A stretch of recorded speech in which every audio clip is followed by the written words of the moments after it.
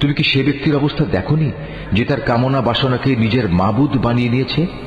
তুমি কি তার মতো ব্যক্তিকে সঠিক পথে আনার কোন দায়িত্ব নিতে পারো? হে নবী, তুমি কি সত্যি মনে করো তাদের অধিকাংশ লোক তোমার কথা শোনে কিংবা এর মর্ম বোঝে? আসলে ওরা হচ্ছে পশুর মতো, বরং কোন কোন ক্ষেত্রে তারা আরো বেশি বিভ্রান্ত।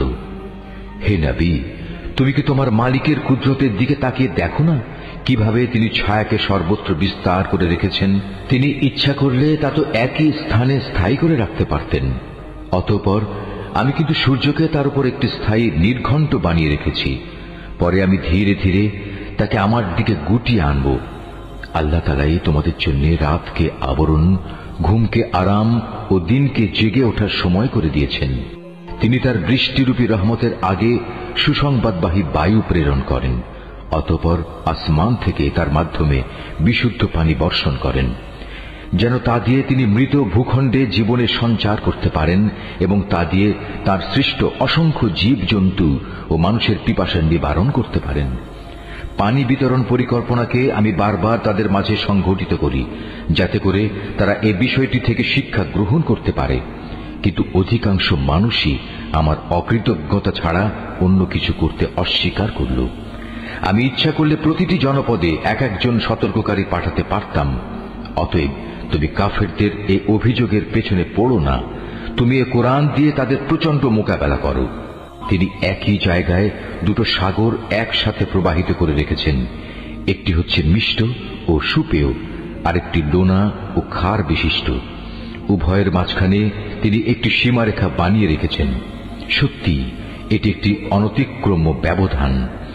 তিনি সে মহান সত্তা যিনি মানুষকে এক বিন্দু পানি থেকে পয়দা করেছেন, অতঃপর তিনি তাকে রক্ত সম্পর্ক দ্বারা পরিবার বন্ধন ও বৈবাহিক বন্ধন দ্বারা জামাই শ্বশুরে পরিণত করেছেন। তোমার মালিক প্রভূত ক্ষমতাবান। এ সবকিছু সত্ত্বেও তারা আল্লাহর বদলে এমন সবকিছুর ইবাদত করে যা না তাদের কোনো উপকার করতে পারে না তাদের কোনো ক্ষতি করতে পারে।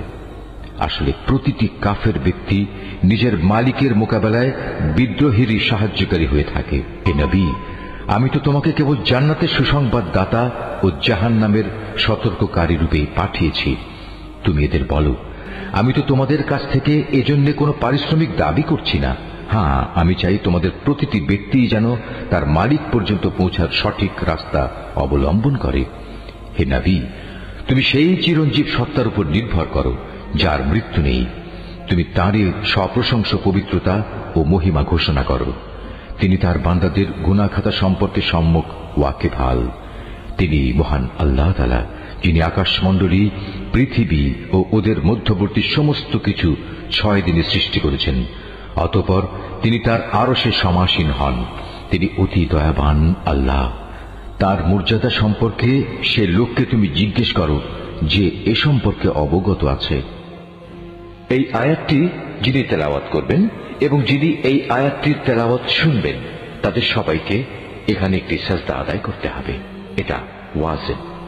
যখন ওদের বলা হয় তোমরা দয়াময় আল্লাহ তাআলার প্রতি সাজদা বনত হও, তখন তারা বলে, দয়াময় আল্লাহ আবার কে? যাকেই তুমি সিজদা করতে বলবে তাকেই কি আমরা সিজদা করব? বস্তুত তোমার আহ্বান তাদের বিদ্বেষ বরং আরো বাড়িয়ে দিয়েছে। কত মহান সেই সত্তা যিনি আসমানে অসংখ্য গম্বুজ বানিয়েছেন। এরই মাঝে তিনি আবার পয়দা করেছেন প্রদীপ সম একটি সূর্য এবং একটি জ্যোতির্ময় চাঁদ। তিনি রাত ও দিনকে পরস্পরের অনুগামী করেছেন তাদের জন্য যারা এসব কিছু থেকে শিক্ষা গ্রহণ করতে কিংবা সেজন্য আল্লাহর কৃতজ্ঞতা জ্ঞাপন করতে চায়। দয়াময় আল্লাহ তাআলার বান্দা তো হচ্ছে তারা যারা জমিনে নেহায়েত বিনম্রভাবে চলাফেরা করে এবং যখন জাহেল ব্যক্তিরা অশালীন ভাষায় তাদের সম্বোধন করে তখন তারা নেহায়েত প্রশান্তভাবে জবাব দেয়। इसी तरह इस्लामिक वीडियो पाने के लिए पेज को फॉलो कीजिए, यूट्यूब में है तो सब्सक्राइब कीजिए।